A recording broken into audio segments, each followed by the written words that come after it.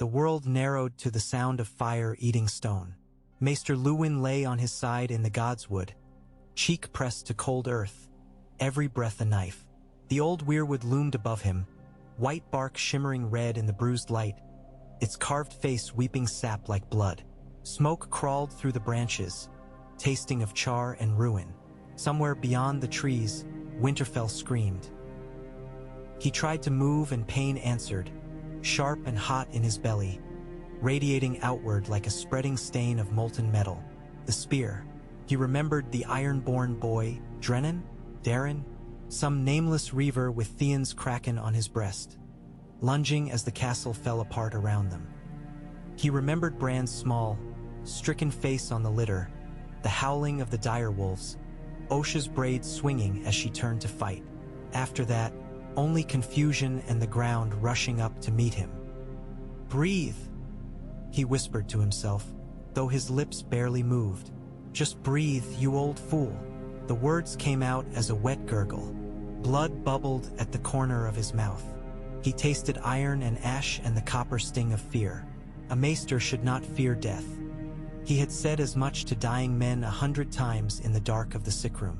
It is only one more turning of the wheel, he had thought, one more unknown to puzzle out when the weighing was done. But lying there with his entrails aflame and Winterfell burning, he found he did not wish to go. Not like this, not yet. Leaves whispered overhead, red as 1,000 bloody hands. The carved eyes of the weirwood watched him with their ancient, unblinking grief. He had never liked those eyes. They made him feel like a boy again, small and foolish and unlearned, caught in some elder's silent disapproval. Yet now, as the castle cracked and burned and the world he had served his whole life fell into ruin, Luwin found himself staring up into that pale, sorrowful face as if it alone could keep him from slipping away. "Forgive me," he murmured, "to the tree or to the gods or to no one. I did the best I knew how." Things moved in the smoke. Footsteps crunched on dead leaves. Luwin tried to lift his head. Failed. Shapes loomed around him instead, smears of shadow against the glow of distant fire. "Here," said a voice, low and rough, the north in every syllable. "He's here." Calloused hands slid under his shoulder, turning him gently. The world tipped, blurred, then steadied. Osha leaned over him, her wildling braid undone, hair plastered to her brow with sweat and soot. Her face was streaked, eyes hollowed by exhaustion, but he had never seen a sight so welcome. "Still breathing, are you?" she muttered. "7 hells, old man. You're too hard to kill." Behind her, Mira Reed knelt with her spear ready, her frog spear leaning beside her as if she expected reavers to burst from the trees at any moment. Jojen stood a little apart, pale and slight, his green eyes too old for his years. The Cranigman boy gazed at Luwin as if he were some riddle he had dreamt once and never fully solved. "Osha," Luwin tried to say. His voice came out as a wet rasp. "The boys, Bran, Rickon, are they alive?" Osha said quickly, and he believed her because she would not bother to lie. "Bran's with Hodder and the Reeds here, heading north like the frog boy dreamt. Rickon's gone T-ground. I'm going with him." Her mouth twisted. That was the plan, anyway. Mira's eyes flicked to the gash in his side. Torn cloth, black with blood. Steel had gone deep, too deep. "There's no maester left to tend you," she said quietly. A wry chuckle escaped him, halfway to a groan. "Then it is fortunate I brought one with me." "Don't jest," Osha snapped. She brushed his hair back from his brow with an oddly gentle hand. "Your gut stabbed. I've seen men die from less." "I have too," Luwin said. His breaths were shallower now. He could taste the distance between them, that thin pale line where the world blurred and the pain receded. "I know my own wound." Osha's jaw worked. She looked from the hole in his side to the weirwood and back again, as if weighing one death against another. "Best I can do is make it quick," she said at last, voice gone stiff. "Better than letting you lie here and choke on your own blood while kraken bastards root through the godswood." She reached for the knife at her belt.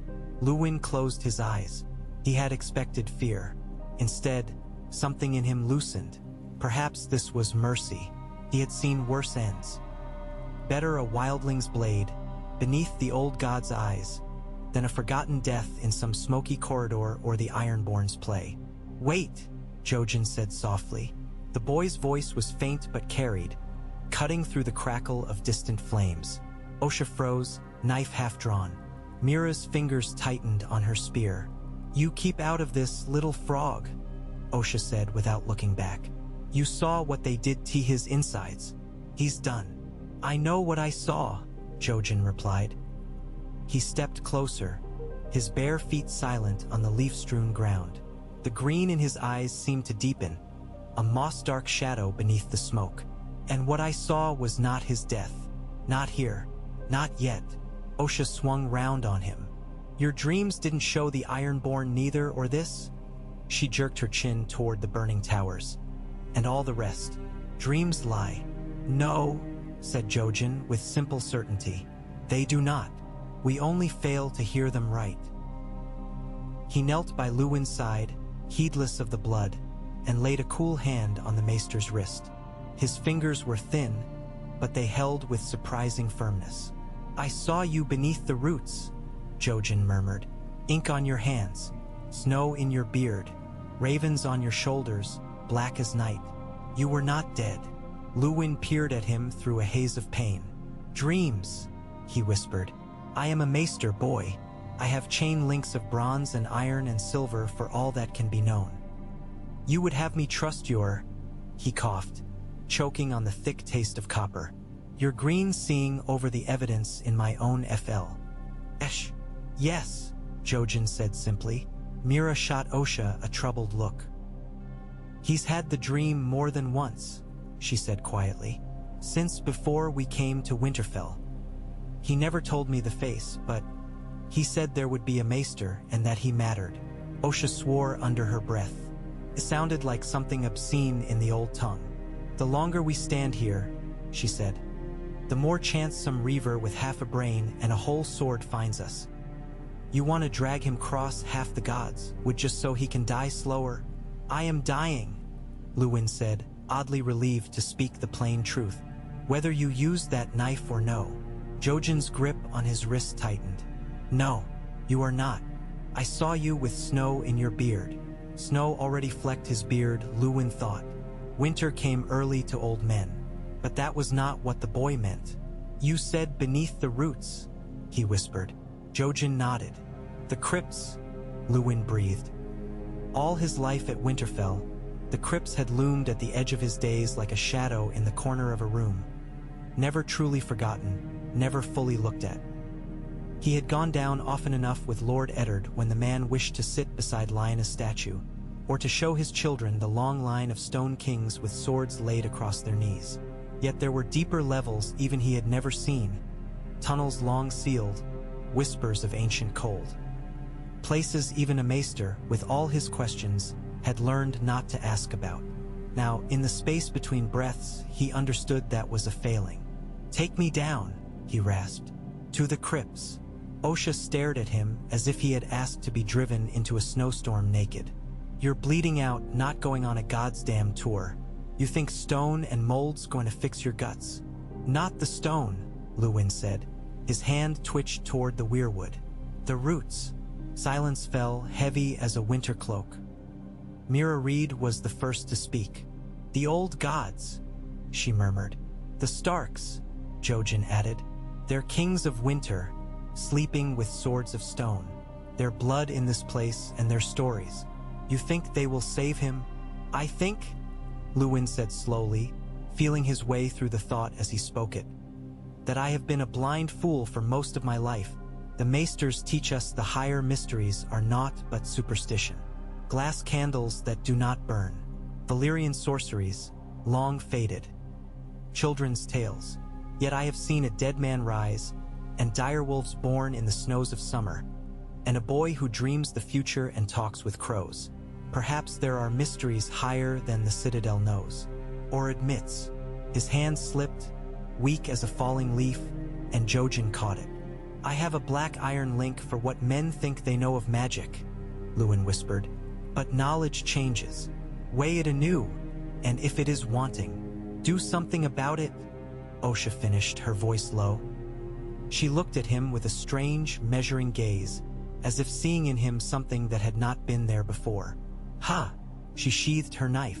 Reckon if the gods wanted you dead, they'd be let that boy stick you through the heart instead of the gut, she said gruffly. Fine, we'll take you down. Mira stripped off her jerkin, tore it into strips, and bound his wound as best she could. Jojen fetched water from the pool, trickling it between Luwin's lips. The cold tasted of iron and old stone, and something older still. The pain became a dull roar instead of a stabbing scream. Then they lifted him. It was an awkward, stumbling process. Osha took his shoulders, Mira his legs, Jojen bearing what weight he could with small, shaking hands. The movement sent bursts of fire through him, and once he nearly blacked out. Each time, Jojen's voice tugged him back. Not yet, Maester, the boy would say. Not yet. You still have ink. Ink, roots, ravens. The path to the crypts seemed longer than it had ever been. Smoke lay thick in the castle's courtyards, hiding toppled stones and fallen men. The great keep loomed like a burnt tooth against the darkening sky. Osha led them along the back ways, skirting fire and fallen masonry, slipping through shadows that seemed to open for her.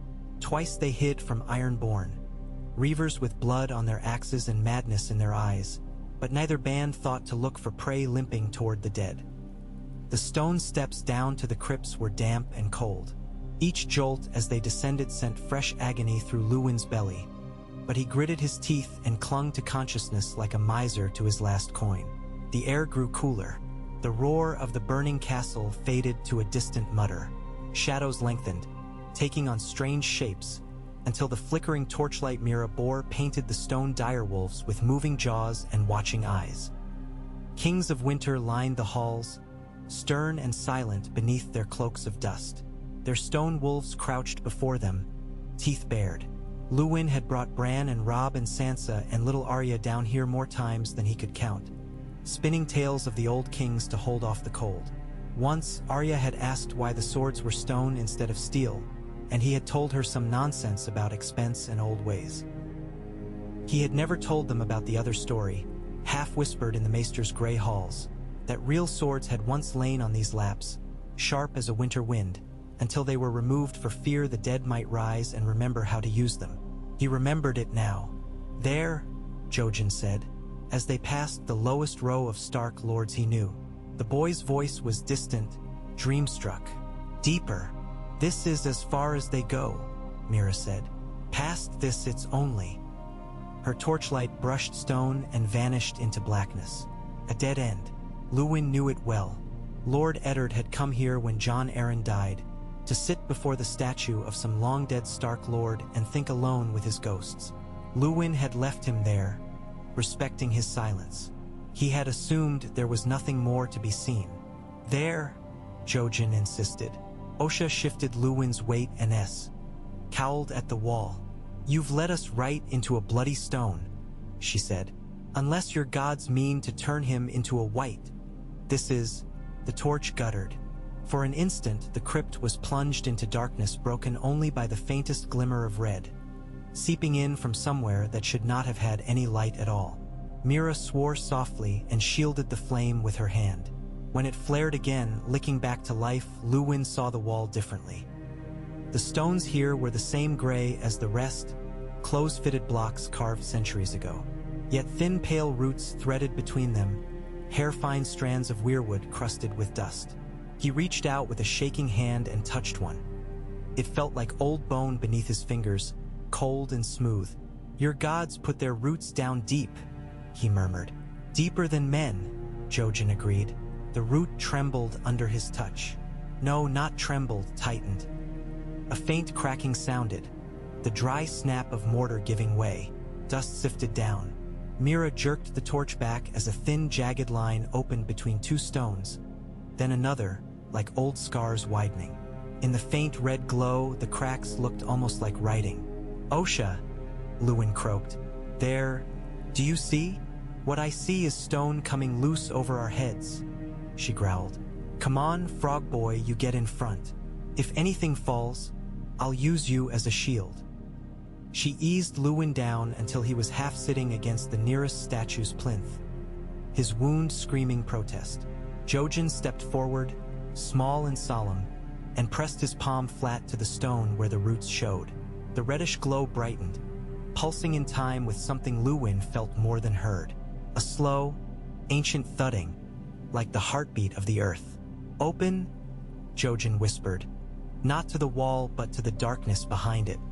"He's needed," the crypt shuddered.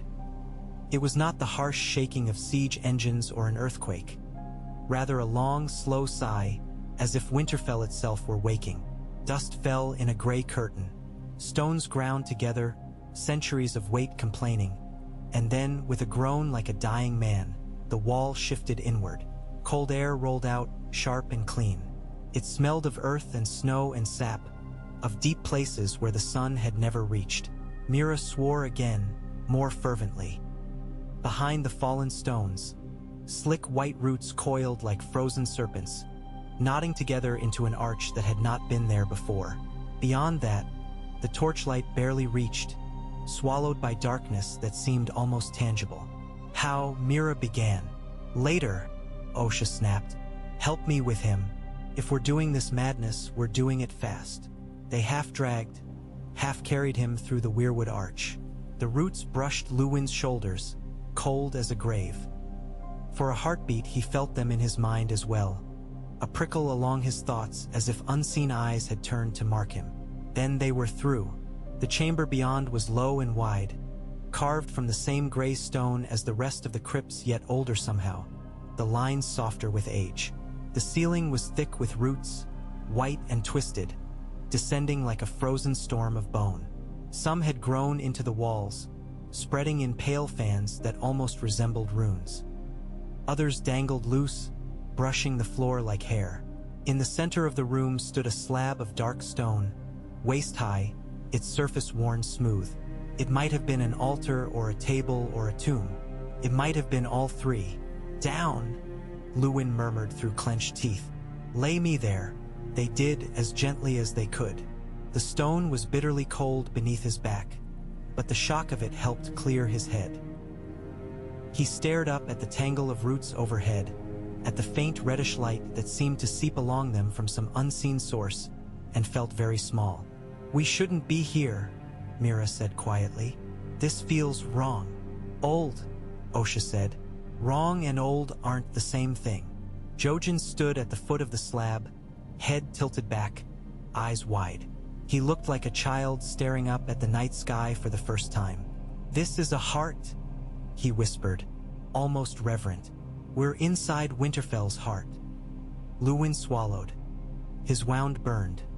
He could feel the blood seeping sluggishly beneath Mira's crude bandage.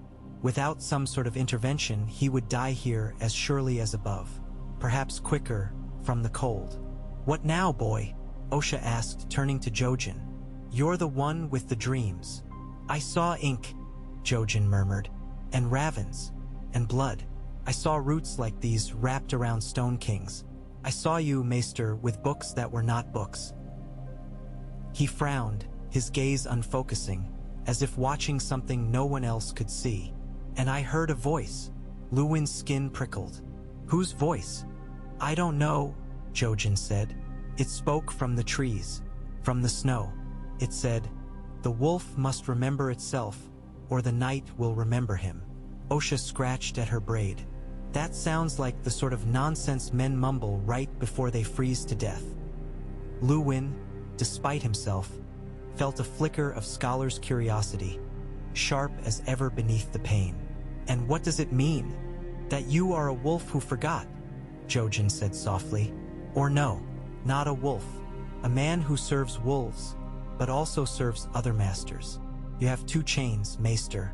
One round your neck, one round your heart. You're trying to walk while they pull you different ways." He touched his own throat, where the green of his scarf pressed against pale skin.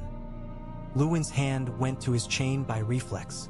The links were cool and familiar beneath his fingers. Silver for healing, black iron for higher mysteries, yellow brass for history, pale steel for warcraft, iron for the handling of ravens, lead for poisons, queer gray metals for subjects he had not touched in years. Each sworn to the citadel, each a vow. Knowledge above all, neutrality above all, reason above all. And yet here he lay, in a secret heart of Winterfell no maester had ever recorded, carried by children on the word of a green dream. That chain was forged by men, Luwin said, voice dry. What would you have me do? Cast it aside. Yes, Osha said, without hesitation. Mira glanced at her. Osha, what? The wildling woman said. He's dying. You saw your brother's dreams. This is not a place for half-faith. Either he's one of them, she jerked her chin toward the unseen line of Stark kings above them, or he's a crow. I am not of the Night's Watch, Luwin began automatically. Crows, she said impatiently. Black birds, black cloaks, black chains. Southron men who come north and tell us how foolish we all are for listening to trees and water and sky. You lot might as well be crows. You pluck the magic out of a thing's heart and call it progress. Luwin flinched as if struck. Some part of him wanted to snap back, to defend the citadel, to recite long-remembered arguments about superstition and the need for clear thought. But those arguments felt thin here, in this root-wrapped hollow beneath a dying castle. I served House Stark, he said instead, softer. For most of my life I served them. I taught their children their letters. I set their bones and tended their fevers. I sat with Eddard Stark in his grief and watched him beheaded from half a world away. Whatever chains I wear, wildling, I did not forget them. Then this is your choice, Osha said. Citadel or Starks, crows or wolves. Men who fear the dark so much they pretend it isn't real, or men who live in it and learn to see. Jojen laid his hand over Luwin's on the chain. If you keep both, he said, you'll tear yourself apart. I've seen that too. Blood pulsed beneath Luwin's fingers, slow and heavy. The pain in his side had changed, losing some of its sharpness, becoming a deep ache that filled him entirely. He felt distant from it, oddly, distant from his own body. He thought of Old Town, its bright halls and quiet libraries, of gray men with close-cropped hair and gray eyes, muttering over their experiments. He thought of their terror, half-hidden beneath scorn, when the first report of dragons returned, of the way they whispered in corners about glass candles flickering and dreams growing stranger, of the unspoken resolve, that they must do something before the world slipped back into an age when learning burned as quickly as kindling. He had believed them. He thought of Ned Stark, sitting in silence before Lyanna's statue while tears froze in his beard, of Catelyn, wringing her hands as Bran lay still and pale after his fall, of Robb, laughing as gray wind dragged him into the snow, of Sansa and Arya, Jory and Roderick, old Nan, of Bran's solemn little face the night he told him stories of the Long Night and the Last Hero, of the children of the forest and the white shadows in the woods. What if the stories are true? Bran had asked. What if they come again? They have, he thought now, or will. And what have I done to prepare them? Told them to sharpen their steel and trust in walls built by dead men whose secrets I never bothered to learn. The chain around his neck suddenly felt very heavy. Slowly, with fingers that trembled more from decision than age, Maester Luwin began to unfasten it. Osha watched him, eyes narrowed. Mira bit her lip, as if afraid to speak. Jojen simply stood, silent and still. The clasp was small, cunningly wrought. He had done it 1,000 times without thought, removing his chain to bathe or to have a smith add another link. Now it caught as if reluctant. He forced it and the metal bit his finger. A bead of blood welled, bright red against the dull metals. The roots above them shifted just slightly. The chain came free. The weight slid from his throat and into his hand. Luwin stared at it, at the accumulation of a lifetime's work, each link of victory, each medal an honor. He remembered the thrill he'd felt when they laid the black iron on him, marking him as one of the few permitted to study those arts men called magic. Remembered how he had set that field aside, dismissing it as a dead branch of knowledge not worth his time. Now, with the weirwood's roots reaching down like pale fingers and some unseen heartbeat pulsing through the stone beneath his back, he wondered whether the black iron had been the only honest link of the lot. "Citadel," he whispered to the chain. "Forgive me." He laid it on the stone beside him. The cold leapt up his arm. The metals rattled together, chiming a thin, strange music. For an instant, the links took on a faint red gleam, as if reflecting some invisible fire. Then the glow sank into the stone, into the roots coiling around the slab's legs. The heartbeat in the room quickened. The pain in his side flared, then dulled. His vision sharpened. The air felt richer, heavier, like the air before a storm. "Now what?" Mira asked, whispering despite herself.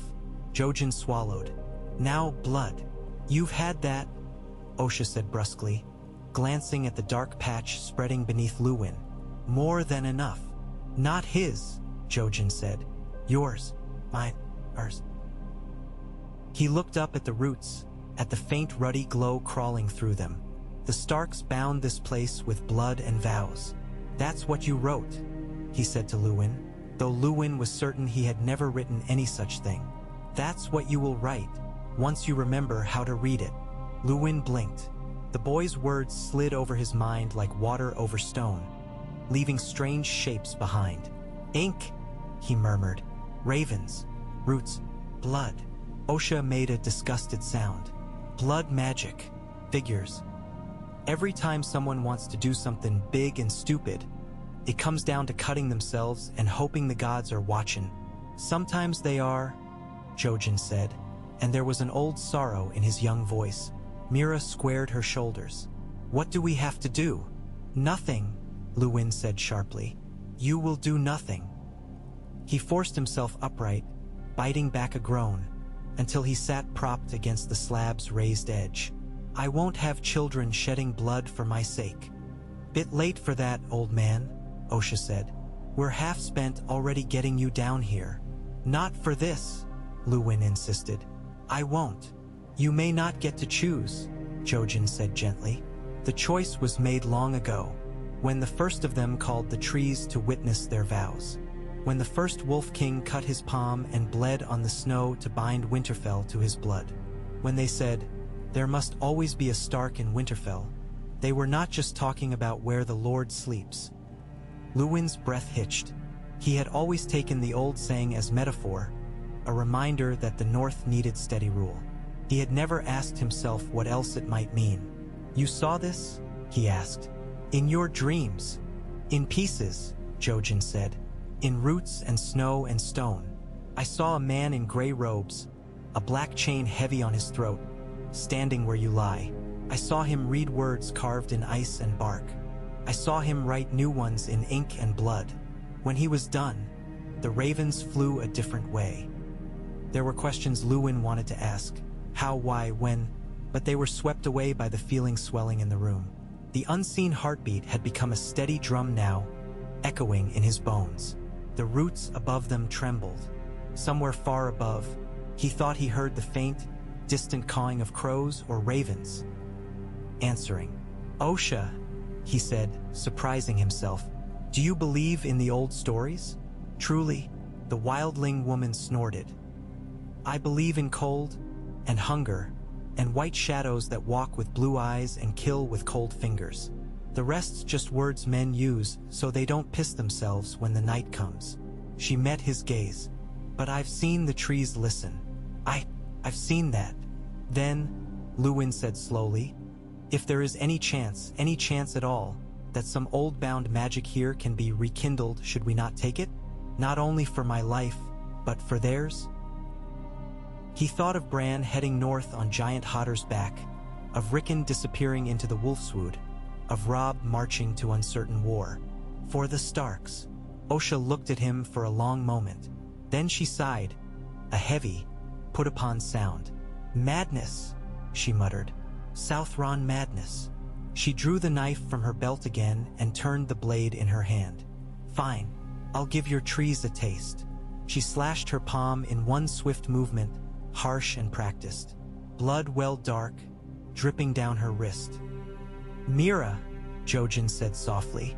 Mira hesitated, then set the torch in an iron bracket in the wall and drew her own knife. Her hand shook as she cut, but she did it. Jojen did not bother with a blade. He stepped toward the slab, laid his hand on the stone, and simply pressed. His skin parted without a mark, blood welling between his fingers as if the stone itself had bitten him. Their blood pooled on the cold surface, spreading in 3 small rivulets. Instinctively, Luwin reached out with his uninjured hand and added his own. He squeezed his finger where the chain's clasp had pricked him, coaxing another bead of red to fall. The 4 drops met. For an instant they lay there, separate stains. Then they merged, swirling together, darkening. The roots above them shivered. Something moved in the blood. It thickened, darkened, then brightened, threads of red fire running through it like veins. It spread across the stone in lines, branching like rivers on a map, like the Maester's charts of the neck and the fingers, like Luwin realized with a jolt roots. The blood sketched a pattern before their eyes, circles within circles, lines crossing, nodding, twisting, symbols he half recognized from ancient tomes, old runes of the first men, children's sigils, half-remembered scribbles from dusty margins. Others were stranger shapes that tugged at his mind like half-heard words. The patterns did not rest on the stone so much as sink into it. Luwin felt them under his spine, under his ribs, under his wound. Lines of cold heat running through him and out into the floor, down into the foundation of Winterfell itself. "Gods," whispered Mira. "Not yet," Osha muttered, though her voice had lost some of its roughness. Jojen's eyes rolled back in his head. He dropped to his knees, his bleeding hand splayed on the stone. His lips moved, voiceless. "Jojen," Mira said sharply. "Jojen, answer me." "He's listening," Luwin said.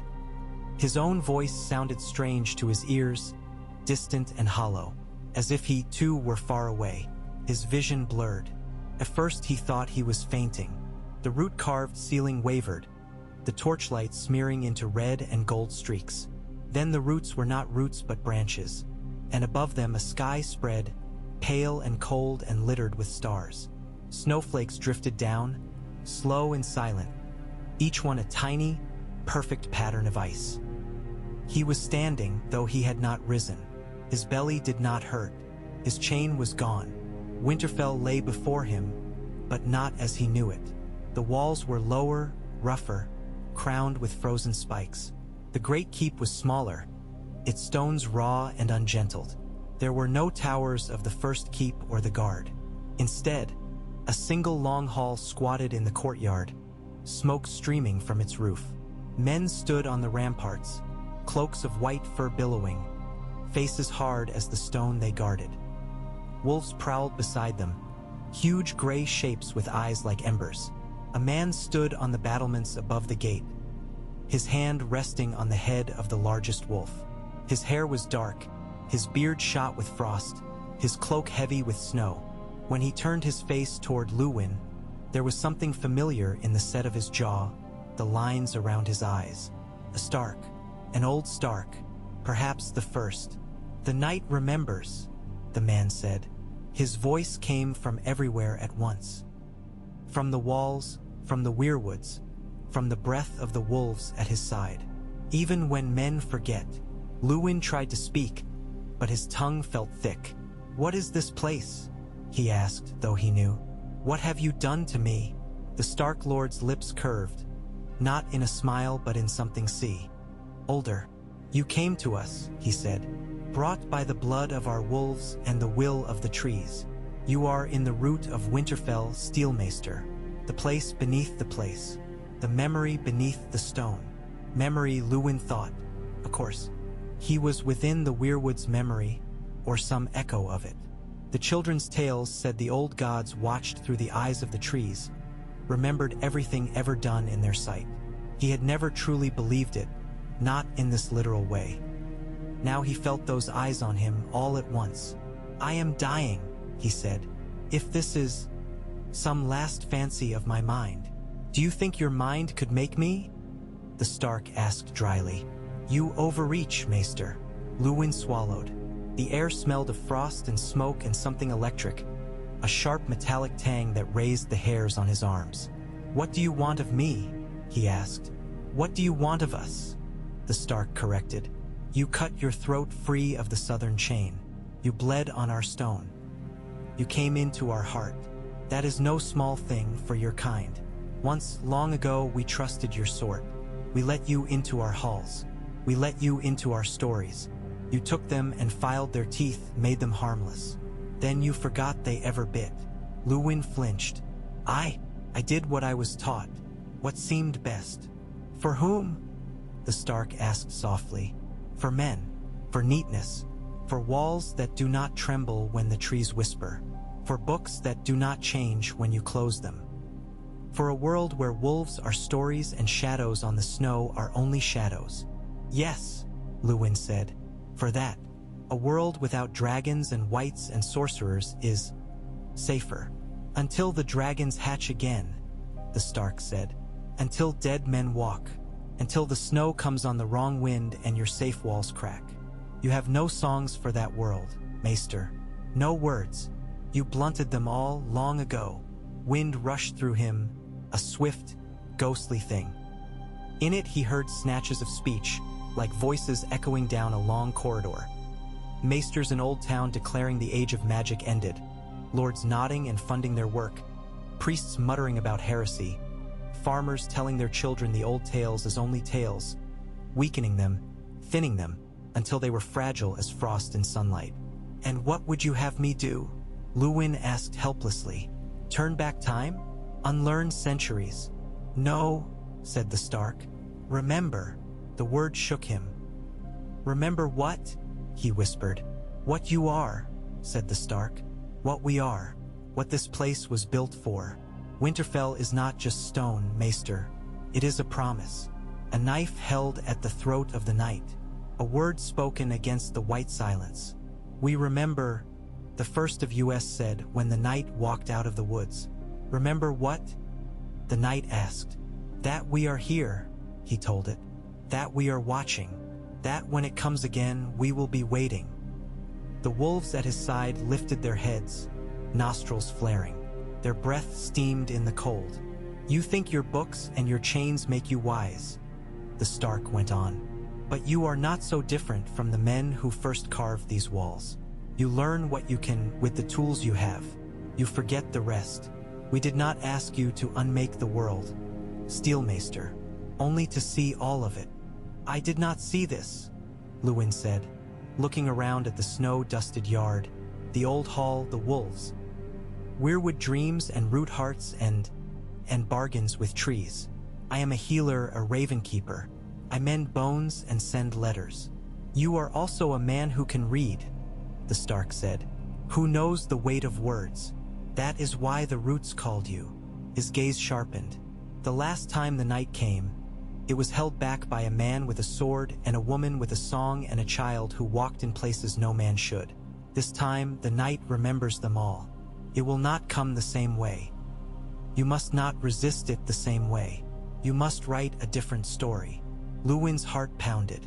I am no hero, he protested. I am an old man with a torn belly. The Stark's mouth twitched.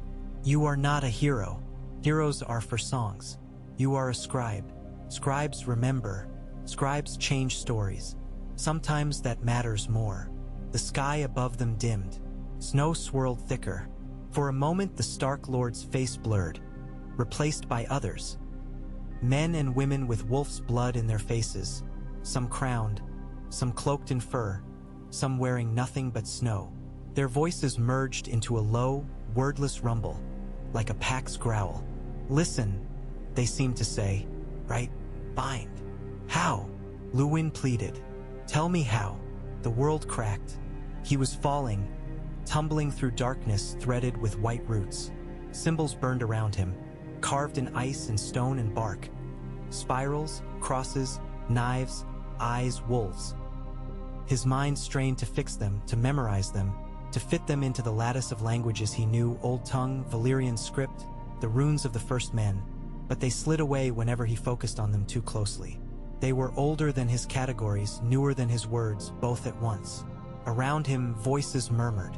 Some were human, speaking a dozen tongues. Others were colder, creaking like branches. He caught fragments.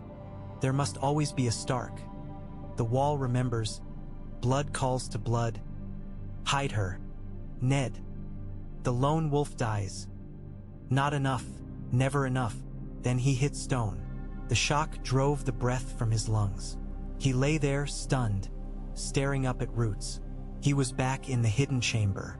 The torch still flickered in its bracket, casting jittering light. The lines of blood on the slab glowed faintly, sinking deeper into the stone.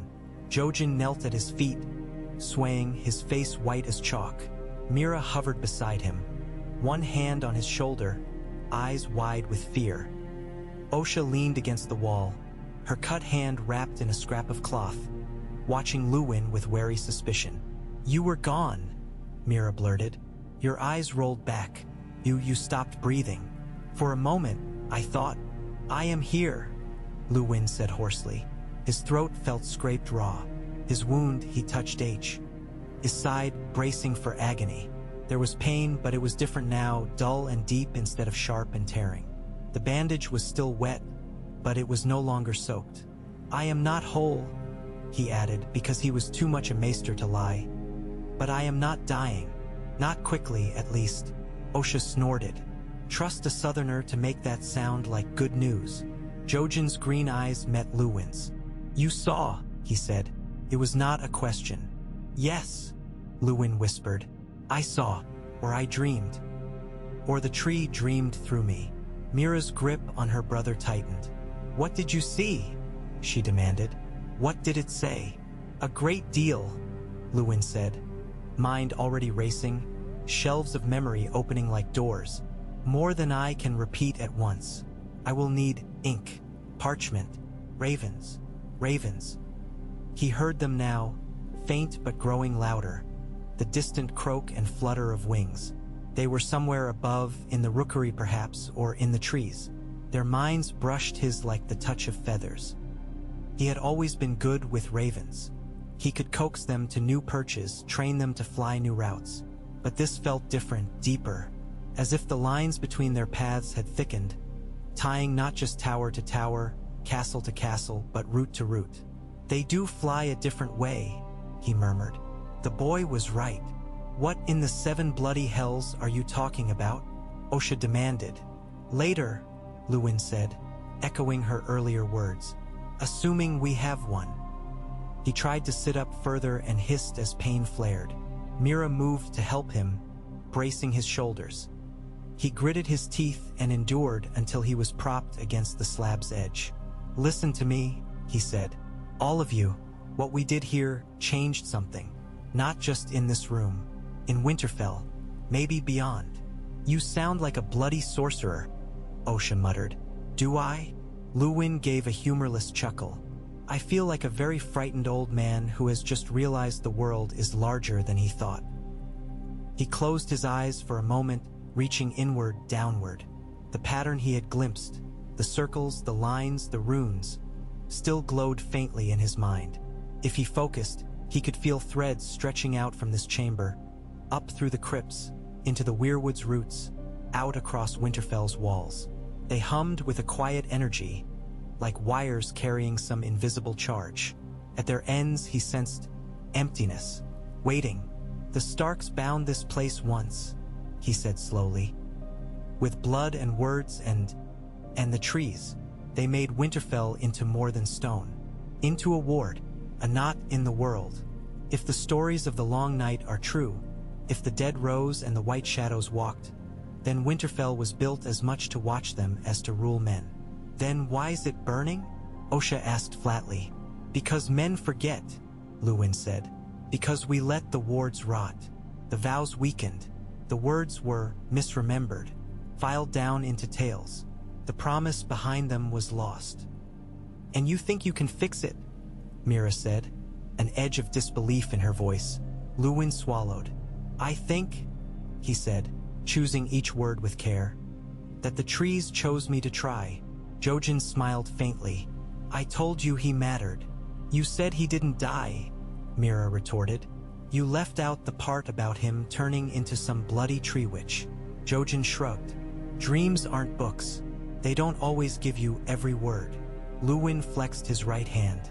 It tingled, as if he'd slept on it wrong. When he spread his fingers, faint red lines shimmered on his palm, echoing the blood pattern on the stone. They faded when he blinked, but he knew they were still there, beneath the skin. He thought of his abandoned link of black iron, lying cold on the slab, of the other maesters who bore the same metal, their minds full of theories and skepticism and half-remembered lore. If he sent them what he had just seen, would they listen? Or would they call him mad, declare his mind turned by grief and loss? It didn't matter. They had to know. Even if they refused to believe, the words would be there, waiting like seeds. Things planted sometimes sprouted when you least expected. Can you walk? Osha asked. She did not sound hopeful. Not far, Luwin admitted. Not yet, but I can be moved. I will not die on the way, I think. The roots bought me that much. Bought?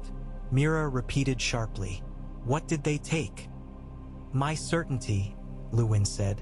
My faith that men's stories were larger than the world's. My comfort, perhaps. Those are cheap coins. They can have them. Osha grunted. Some would say that's worth more than blood. For a maester, perhaps, Luwin said. But I am more than that now. Or less. We will see.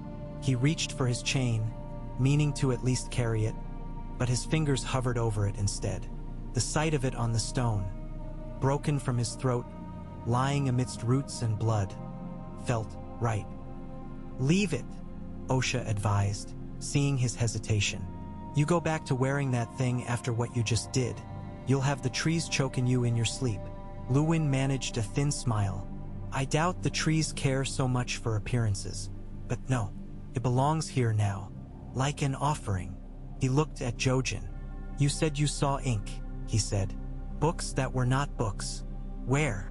Jojen's gaze unfocused again. Under the wolves, he murmured. Behind the kings, in the ice between their fingers. And in the birds. In the birds, Luwin repeated.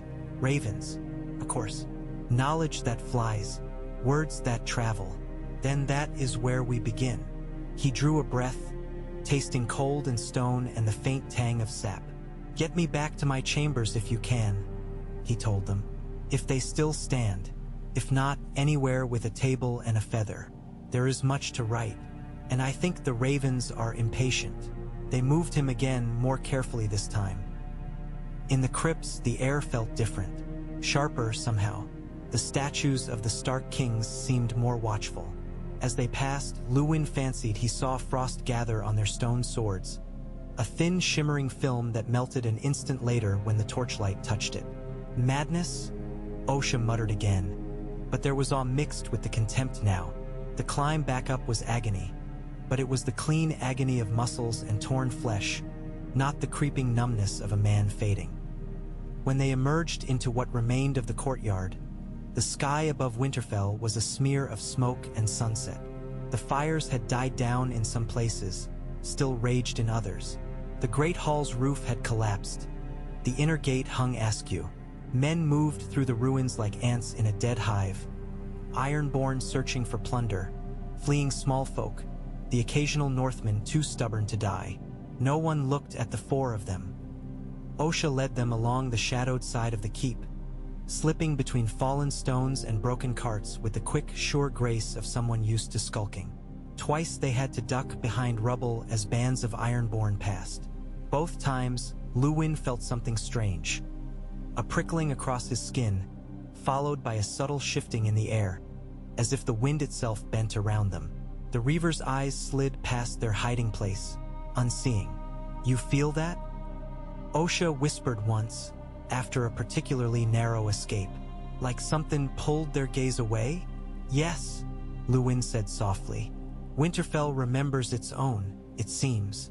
What about the Kraken bastards? Osha asked. You think the trees will fall on them? Not yet, Luwin said. The old powers move slowly. They are roots, not swords. For now, they hide us. That is enough. Mira snorted. It will be enough if we live to see morning. They did, though Luwin would later remember the next hours only in fragments. A half-collapsed corridor that somehow did not crumble as they passed. A reaver stumbling drunkenly in front of them and veering away at the last instant as if pushed. A raven landing on a blackened beam to watch them go by with bright, knowing eyes. They found a small chamber off one of the lesser towers that had escaped the worst of the fire. It had once been a guest room, with a narrow bed and a rough table by the window. One corner of the ceiling was cracked, letting in drifts of soot and dust, but it stood. "This will do," Luwin said, lips dry. "For now." They laid him on the bed. Mira redressed his wound with what herbs and bandages she could scavenge. Osha, muttering, slipped away to raid the kitchens for anything edible and any clean cloth. Jojen sat by the window, face turned toward the godswood, though it was hidden behind smoke. Luwin slept then, not because he chose to but because his body demanded it. His dreams were thick with roots and snow and strange runes that shifted when he tried to read them.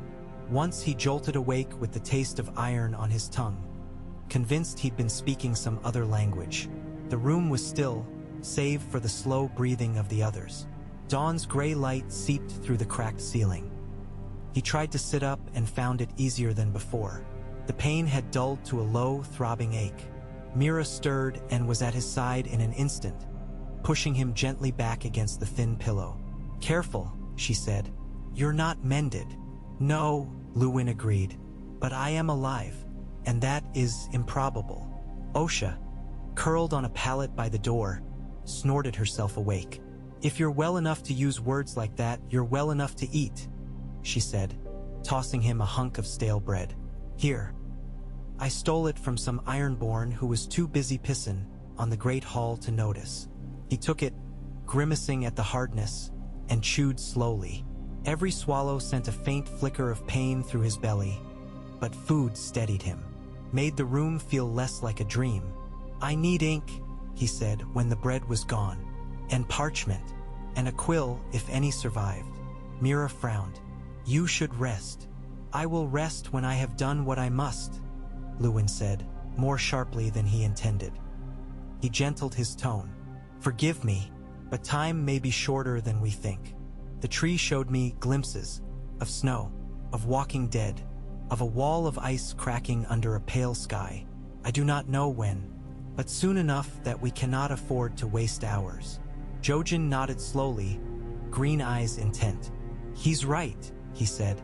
"The dreams are thicker lately, closer, like storm clouds." Osha rubbed at her face. "Worst bloody rescue I ever took part in," she muttered. "Drag an old man into a tree's belly so he can wake up wanting paper." But she rose. "I'll see what I can find. If one of those crow boys in the rookery isn't dead, maybe they'll have something." In the end, it was not another maester who brought him ink and parchment, but the ravens themselves. Osha returned with a small, dented inkwell and a handful of quills, muttering about looting a half-burnt study. Mira brought an armful of parchment sheets, singed at the edges but mostly intact. Luwin spread them on the table by the window, fingers trembling as he touched their familiar texture. Then a raven flew in. It came through the cracked part of the ceiling, a flutter of black wings and harsh caws. It circled the room once, ignoring Mira's startled cry and Osha's curse, and landed on the back of the chair at the table. Its eyes were bright as polished obsidian. Luwin stared at it, heart pounding. He had handled ravens all his life, trained them, bandaged their broken wings. But he had never felt one look at him like this, not as a handler, nor as a bringer of food, but as something like a peer. "Hello," he murmured. The raven cocked its head. "Snow," it croaked suddenly, in the rasping voice of its kind. "Snow, snow, snow." Luwin swallowed. "Yes," he said. "I suppose that will do." He dipped a quill in ink and pressed it to the parchment. The first words were the hardest. They always were. His hand shook, blotting the neat script, but he forced it steady. He wrote what he had seen beneath the roots. The ancient Stark, the words about Winterfell as a promise, the idea of the castle as a ward. He sketched the blood pattern as best he could recall it, circles and lines, adding annotations in the margins as if it were some unusual plant or a map of a distant land. He described the sensation of the roots reaching through his mind, the way the ravens' paths had shifted. As he wrote, more ravens came. They slipped through the crack in ones and twos, until 5 of them perched on beams and chairbacks, watching. They croaked softly to one another, a low, conversational sound. Once, when he paused, gathering a particularly elusive phrase, one of them hopped closer and pecked gently at the parchment, as if impatient. "Wait," Luwin muttered. "I am not as quick as I once was." The raven ruffled its feathers. "Ink," it said with odd clarity. "Ink, ink." Luwin blinked. "Yes," he said slowly. "Ink." The quill moved more quickly now. The words seemed to flow out of him, tugged along by threads he could not see. Phrases from old books melded with fresh images from his vision. He found himself writing in 2 scripts at once, the common tongue and a series of strange, looping characters that pricked at his memory like half-forgotten runes. When he realized what he was doing, he nearly dropped the quill. "Jojen," he called, voice shaking. "Come here." The Cranigman boy rose from his seat by the window and approached. Mira followed, wary as ever. "What is it?" she asked. Luwin pointed at the scroll. "Do you recognize these?" he asked Jojen, indicating the odd script. "Have you seen them in your dreams?" Jojen's face went very still. "Yes," he said after a moment.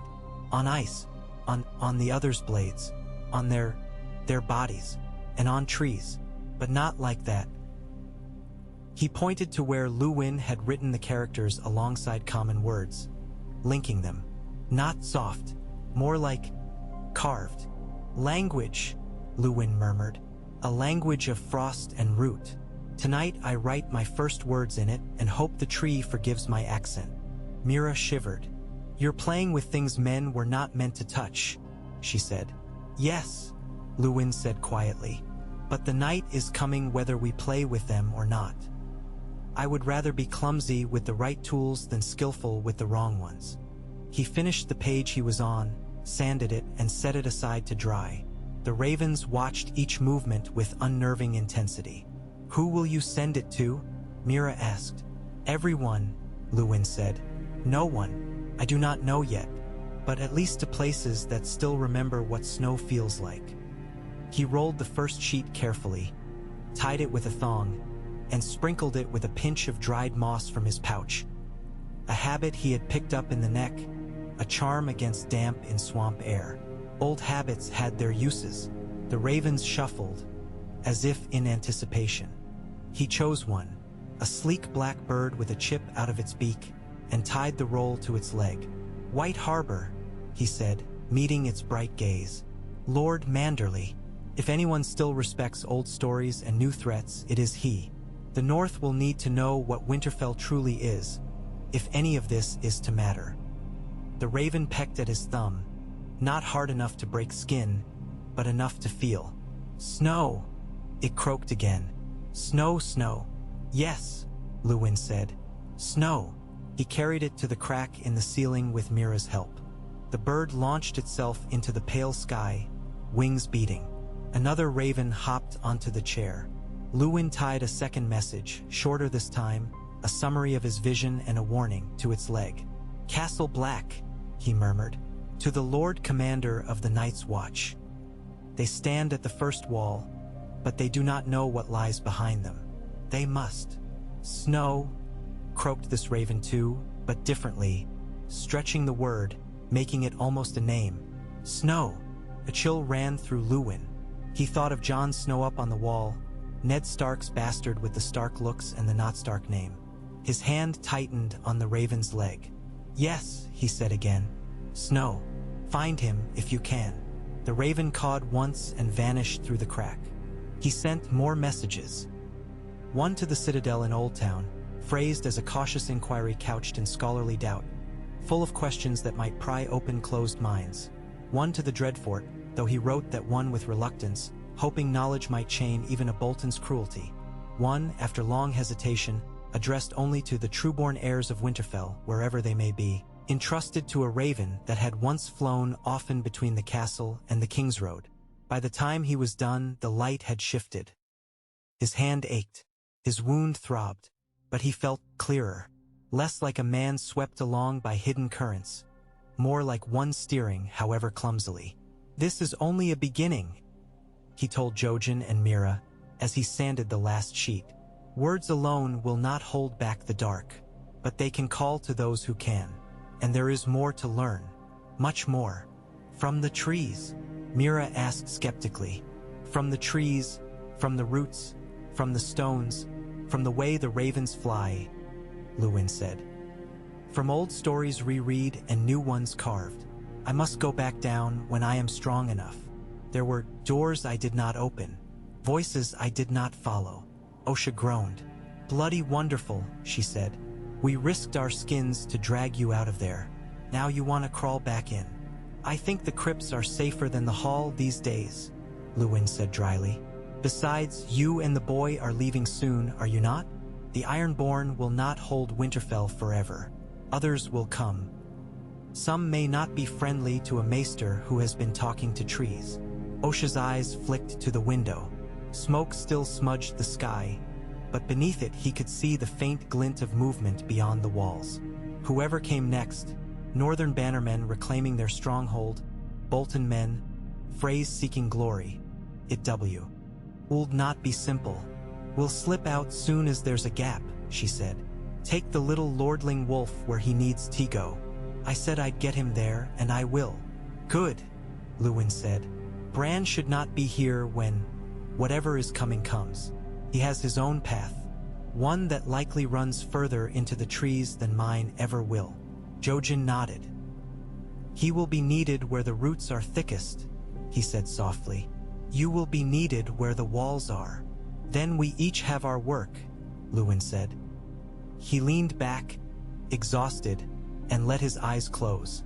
For a moment, he merely drifted, listening to the rustle of parchment, the murmur of Mira and Osha's low argument, the occasional croak of a raven outside. Then, very softly, he felt a touch at the edge of his thoughts. Not roots this time, feathers. A raven's mind brushed his. A quick, sharp thing like a knife. Images flickered. High white walls, a great slab of ice stretching to the horizon, men in black moving like ants along its top. Cold. So much cold. And beyond the wall, toward the far north, a vast white nothingness that was not empty but full of something so terrible and still that his breath caught. He shoved the vision away, heart hammering. "Not yet," he whispered. "Do not show me that yet. Let me strengthen this place first." The presence retreated, somewhat, but not entirely. "You asked," it seemed to say, though it spoke in no human tongue. "You bled. You bound. Remember." "I will," Luwin said aloud. Osha glanced over. "What?" "Nothing," he lied. "Just thinking." He opened his eyes and stared at the cracked ceiling, at the faint grid of roots he knew lay above the stone, even if he could not see them. He thought of Winterfell as a knot in the world, a place of bindings and promises. Once he had thought that idea mere poetry. Now he knew better. They had reforged one thread of that knot beneath the crypts. That would not be enough. There were others. In the God's Wood, in the foundations of the walls, in the stories people told by their hearths. Those too would need mending. He could not wield a sword or ride to war. He could not lead armies or command dragons. But he could read. He could listen. He could write. He could weave stories like cords and tie them to places where roots drank blood and memory. And he could teach. If Winterfell survived this sack and the next, if any Stark children ever walked its halls again, he would tell them different tales. Not just of gallant knights and southern tourneys, but of the first wolf kings and their bargains with snow. Not just of noble lords, but of women who sang the sun back over the horizon. Not just of the long night, but of the promise built into the very stones they walked on. We remember. We are here. We will be waiting.